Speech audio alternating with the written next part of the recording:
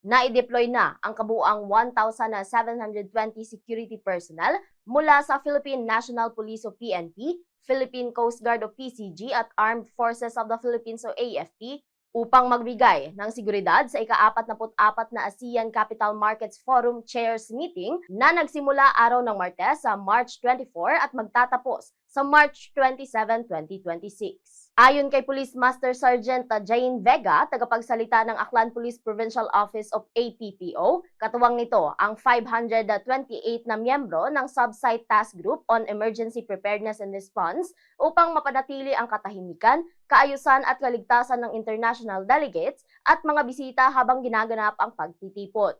Kaugnay nito, ipinatupad ng PNP ang pansamantalang suspension ng permit to carry firearms outside of residence sa isla ng Boracay mula noong March 21, 12:01 ng gabi hanggang sa March 28 ng 11:59 ng gabi bilang bahagi ng seguridad sa 2026 ASEAN meetings. Mismong ang mga kawani ng PNP, AFP at iba pang law enforcement agencies na nakaduty at nakauniforme ang pinapayagang magdala ng baril. Yes, we do confirm that effective March 21 to March 28, 2026, meron tayong suspension ng permit to carry firearms outside the residence.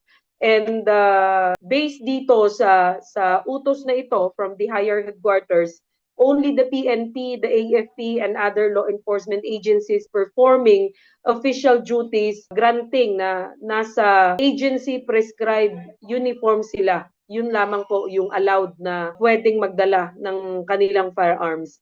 And itong ASEAN 2026 meeting, this is the second meeting na i-held dito sa isla ng Boracay. And itong long week na event, na international event, will be catered by our Site Task Group ASEAN 2026 spearheaded by our Regional Director, no less than Police Brigadier General Josefino D. Coligan. Si Police Master Sergeant Jane Vega, tagapagsalita ng Aklan Police Provincial Office sa kanyang naging pahayag.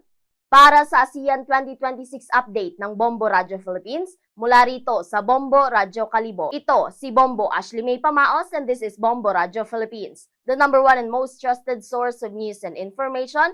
Basta Radio! Bombo!